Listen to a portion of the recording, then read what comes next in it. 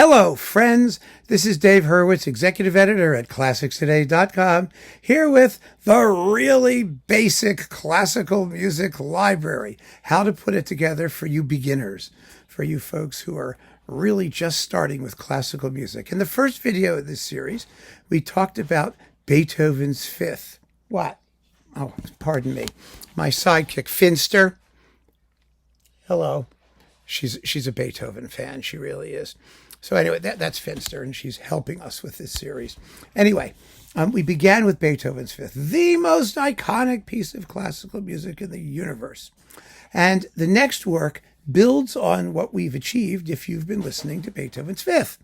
And if you have it. Now, like all the videos in this series, I'm not playing musical examples because you can find the whole work on YouTube or anywhere. Download it. I mean, it's so easy these days. Thousands of performances. The important thing is just to start listening. It doesn't matter so much what you're listening to. But if you want to know what some of the best recordings are, there is a link to my video, on my repertoire video on this particular work, so that you can hear what some of your options are if you want to use that as a guide. And also, as always, there are the reviews over at ClassicsToday.com, most of which are free, and you can go and review at your leisure. So there are many, many, many options. And there, of course, is no shortage of other voices on the internet telling you what to listen to. But, of course, we don't want to pay any attention to those people, do we? They're not reliable. Anyway, so after Beethoven's Fifth, what's a good next step? Sometimes we're going to build on what we've talked about before. Sometimes we're going to go off in another direction. But all of these works are very basic, essential pieces to starting your classical music library. And when most people think of classical music, they think of orchestral works, big orchestral works, the kinds of things that influenced, the kind of music you hear usually watching movies or television or stuff like that, a nice big juicy orchestra making a glorious noise. And so, yes, that's what we're going to focus on initially. After Beethoven's Fifth, the next piece to probably, I think, that makes sense to latch on to is Brahms' First Symphony. Why Brahms' First? Well, the reason is because Brahms' First follows a very similar emotional trajectory to Beethoven's Fifth. In fact, it is audibly based conceptually, not thematically, conceptually on Beethoven's Fifth. It doesn't borrow any tunes, but it does some of the same things. In other words, it moves from tragedy to triumph at the very end. But it does it a little differently than Beethoven did. It shares the same key as Beethoven's Fifth, C minor, which to me doesn't mean anything at all, but some people think it does. It means something. Brahms certainly knew what he was doing. He absolutely knew what he was doing. He waited 20 years before publishing his first symphony because he wanted it to be worthy of the symphonies of Beethoven. Now, Beethoven's Fifth, if you recall, starts out with, da-da-da-dum, da-da-da-dum, right away. It's like, boom, off we go. The Brahms also starts with a bang, but a different bang. Its bang is a slow introduction with pounding timpani, boom, boom, boom. It's absolutely magnificent and threatening and grand all at once.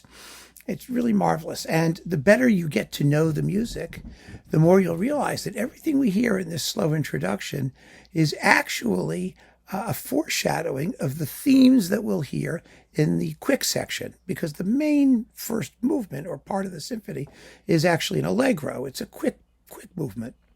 It's quick music, but this slow music has all the same tunes in it. They're just slow. And Brahms hides them a little bit sometimes to make them sound sort of mysterious, so that when we finally hear them take off, there's that same feeling of inevitability, of fate knocking at the door that Beethoven had. You may notice that a lot of the rhythm in this first movement is da-da-da-dum, ba-da-da-dum, ba-da-da-dum. We know where Brahms was getting that from, although Beethoven didn't invent it either. It comes it's a very simple rhythm. A lot of the building blocks of symphonies, the things that we'll hear in symphonies that we think are so characteristic of this particular composer or this particular work, are actually common coin. People have been using them for centuries and decades. The difference is great composers, geniuses, know how to use these things in their proper place. They make them memorable. They make them sound new so that it just obliterates any other prior possibility of someone having used them before. Brahms did that. Beethoven did that. Haydn and Mozart do that. All the great composers do that. So, the fact that that rhythm is there doesn't really mean anything in terms of Brahms's, personal originality, but it does mean something, because if you're thinking of Beethoven's Fifth and you hear Brahms first, you'll hear the connection. And Brahms would have been very happy about that. So unlike Beethoven's Fifth, which the first movement of which ends in high dudgeon, angry shaking, Brahms ends quietly with an autumnal glow, a sort of peaceful resignation. But it's one which, just as with Beethoven's Fifth, can't be the end. You have to hear what comes next. It's a fascinating thing for you to think about when you listen to these works in large forms with many sections or movements. Why is it that they come to a complete stop and then something else starts, but we know that that complete stop isn't the last stop? It's a stop along the way, but it isn't the final stop. And that's really the case here. That soft ending tells us, okay, that particular stage of the argument has come to a conclusion, but there's more.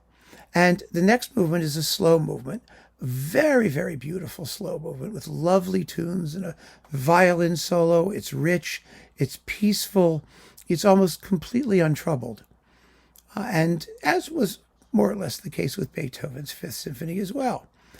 Beethoven followed his slow movement with a creepy, spooky, march-like scherzo movement, a joke it's called, but this was not a funny joke. It's a very, very, very creepy joke, stern. Brahms does just the opposite. Brahms does not like to write what we might call vigorous dance music inserts in his symphonies.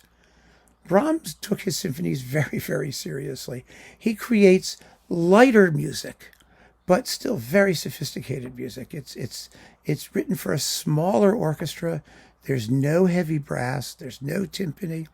It's very pastoral sounding because he favors the woodwinds, the clarinets, and the oboes, and the flutes for most of the themes in this particular movement. And it's quite short, 5 or 6 minutes. It's absolutely delightful. Delightful music, refreshing and invigorating, and all at the same time. And after that, we get a big mother of a finale. It begins, as the first movement did, with a slow, ominous introduction, full of foreboding and tension. And it actually somewhat quotes some of the ideas from the first movement. You may notice them in fuzzy sort of form, while also foreshadowing some of the elements to come, as happened in the first part of the symphony. But then there's a climax, a big timpani roll, and the horns come in with a gorgeous theme that's based on an actual Alp horn solo that supposedly Brahms heard while he was vacationing in Switzerland. And the clouds part, the sun comes out, and it's all pretty lovely from there on. We have nobility and radiance and oh, sorry about that, Finster. There we go. Yes. Oh, she likes that. Here. There you go. That's a good girl. We have nobility and radiance, and it all finally settles down, and the main part of the movement starts. And from there on, as with the finale of Beethoven's Fifth, it's a triumphant procession of grand and beautiful themes that work up to, after some discussion and some turbulence in the middle, to a big, fat, yummy peroration and the triumphant final chords. So you've got a symphony that follows a similar emotional arc to Beethoven's Fifth, but there are also many differences. And so one of the ways that you, as a new classical listener, are going to really navigate the space is to make comparisons, to hear things that are similar and note that they're similar, while also noting the ideas and processes that are original to each work. Because by making those comparisons, you'll understand how composers are operating and what music can express and how it expresses it, and you'll feel comfortable.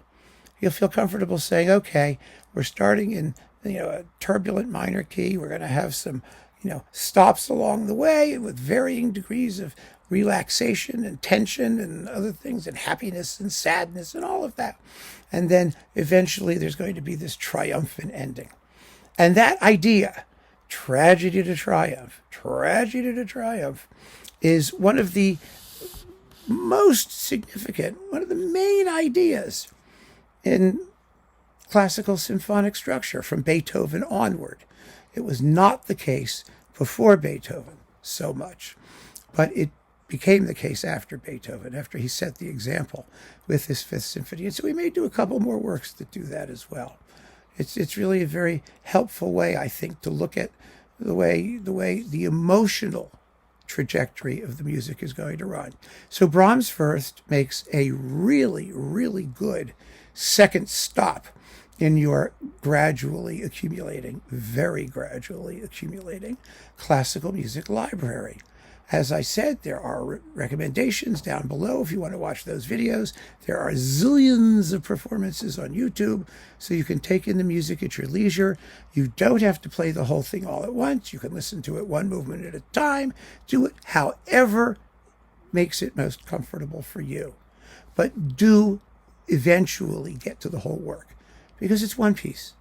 And one of the great keys to listening to classical music is appreciating works in large forms with multiple sections, things that go on for 40 minutes. This is a much longer symphony than Beethoven's Fifth. Beethoven's Fifth lasts about 35 minutes. This lasts about 45, 50 minutes. So the scale is getting bigger, but the tunes are also getting longer. So you'll find that everything is proportioned properly, that's for sure. So keep on listening, friends. Thanks for joining me. Good luck on your classical journey, and take care.